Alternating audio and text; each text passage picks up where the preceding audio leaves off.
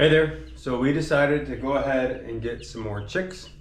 So if you've never had chicks before, they're pretty simple. The reason we started off with chicks was we wanted to get some good organic eggs going. The eggs are obviously pretty expensive at the store, and also you know exactly where these are coming from, you know what they're eating, what they're having.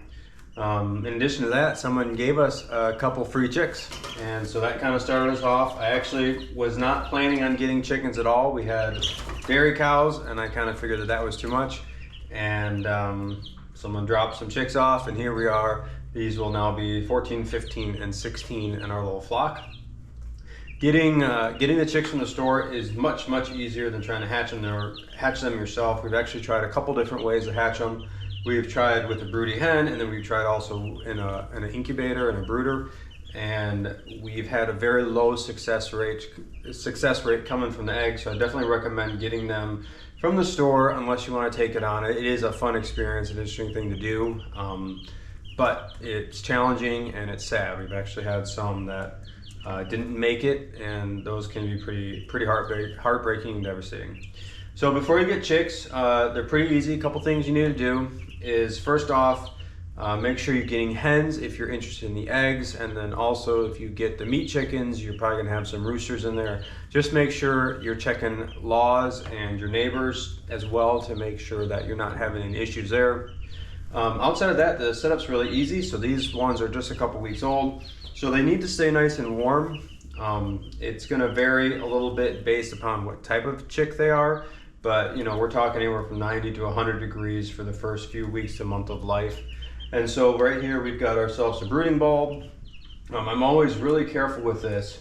So I've got it secured with the clamp, but then I've also got an extra secure measure on top of it, just to make sure if this failed, it wouldn't swing into the nest below. The reason I do that is actually not really for the chicks, though that is a plus side. I'm doing it because of the bedding. In this particular case, we have cows, so we have a lot of straw available. So I've got straw as the bedding, but if you're using things like pine shavings, it's just as flammable as straw is. So just the fire potential always makes me a bit nervous. Another thing that I do is I make sure that I got a smoke detector right in the vicinity, so that way if something did happen, I'm able to take care of it. As you can see, these ones are jumpy already. So this is just their beginning box. I've got a little lid that goes on top of it. You want to make sure you've got some sort of lid, and then as they get older, this is going to expand. So we've only got 3, so it's not going to get that big. I'll probably check back in a few weeks after they've gotten a little bigger. All they need is some food, some water, some bedding. Make sure they've got some nice warmth, make sure they're safe. Obviously make sure that everything is secure. And yeah, it's really an easy process, a lot of fun. It's a good idea to make sure that you're holding them, so that way they just get used to you. And you know, they'll be a little bit more okay with you being around them as they get older if you're spending that quality time with them up front. Outside from their setup, you want to make sure also that you're looking at the amount of eggs you're looking for, especially obviously if you're getting hens for eggs. So I was actually quite amazed at how many variety of eggs the different breeds produce. So make sure you're checking that out, and then if you like the colorful eggs, make sure you're looking into that as well. I'm not quite sure what kind the store uses, because they're all either white or brown. We have several varieties of chickens here, and you really get a lot of colorful eggs, and it's actually a lot of fun. The other thing to think about too is if you're buying them from the store, is if they've been vaccinated or not, if that's something you're for or not for. Just make sure you're considering that. Make sure you're considering the type of food. We do organic food here.